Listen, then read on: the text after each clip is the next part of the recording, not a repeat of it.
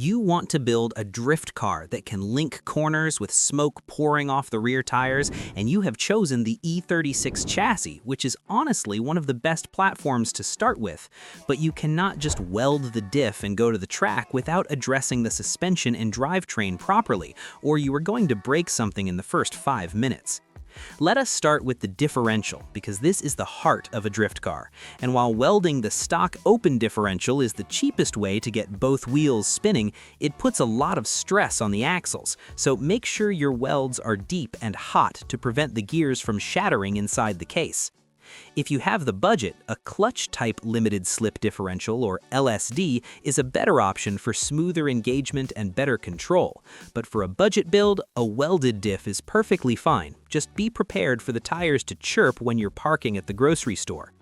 The ratio of your differential matters a lot, especially if you are running a lower power engine like the 325i or 328i, so look for a shorter ratio like a 3.91 or 3.15 to help you get into the power band quicker and keep those wheels spinning in third gear. Now we need to talk about the rear chassis, because this is the biggest weak point of the E36 drift build, and if you do not address it, you will rip the rear subframe mounting points right out of the unibody floor. You absolutely must weld in reinforcement plates at the subframe mounting points, and while you're at it, weld in reinforcements for the rear shock towers and the front subframe engine mount points, because drift cars take a beating that the factory engineers never anticipated. Once the chassis is solid, you need to look at your bushings, because the stock rubber ones are likely 30 years old and soft as marshmallows, which causes the alignment to change mid-drift, making the car unpredictable. Replace the rear subframe bushings and the differential bushings with solid aluminum or stiff polyurethane to lock everything down and ensure that when you kick the clutch, the power goes to the tires and not into squishing rubber. For the front suspension, you need steering angle, because the stock steering lock is nowhere near enough to catch big entries or maintain a high-angle drift without spinning out. You can start cheap with rack spacers, which are simple washers that go between the inner tie rod and the steering rack to give you a bit more travel, but eventually you will want a proper angle kit that includes modified knuckles and extended lower control arms.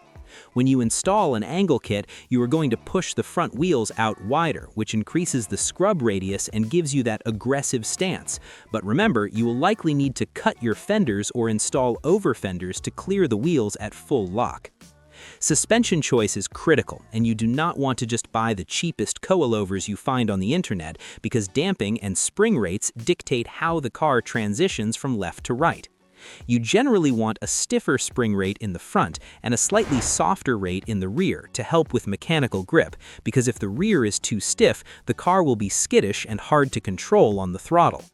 For alignment settings, a drift setup is very different from a street car setup, so you want to run some toe out in the front to help with turn-in response and trailing wheel stability, while in the rear you want close to zero toe or a tiny bit of toe in to generate forward bite. Camber is another major factor, and up front you want negative camber, usually around -3 to -5 degrees, so that when the wheel is turned to full lock, the lead wheel sits flat on the ground, giving you maximum grip to steer the car. In the rear, run as close to zero camber as possible, or maybe -0.5 degrees, because you want the full contact patch of the tire on the pavement to create smoke and drive the car forward. Don't forget about the cooling system, because drifting involves high revolutions per minute at relatively low speeds, so the stock fan clutch is probably not going to cut it. Swap to a high-flow electric fan wired to a switch in the cabin, and consider upgrading to a larger aluminum radiator to keep those engine temperatures in check while you are waiting in line for your next run. The handbrake is your best friend for extending drifts and initiating entries, so the stock cable handbrake is usually insufficient and stretches over time, so installing a hydraulic handbrake is a game changer. When you install the hydro, run a standalone caliper setup on the rear if you can afford it, but if not, an inline setup that taps into the existing brake lines works too. Just remember, it will mess with your foot brake feel.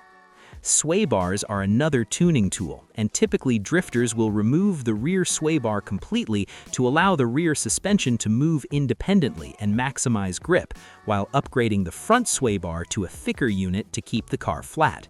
Finally, check your engine mounts and transmission mounts because the stock rubber ones will shear off under the violence of clutch kicks, causing your shifter to flop around and potentially leading to a misshift or radiator hose damage. Upgrade to stiff poly mounts to keep the drivetrain planted, but be warned it will vibrate the whole car, which adds to the raw race car feeling. Building an E36 drift car is a constant process of breaking things, upgrading them, and going back out. But with a reinforced chassis, a solid diff, and the right suspension setup, you will have a machine that is capable of keeping up with much more expensive modern cars on the track.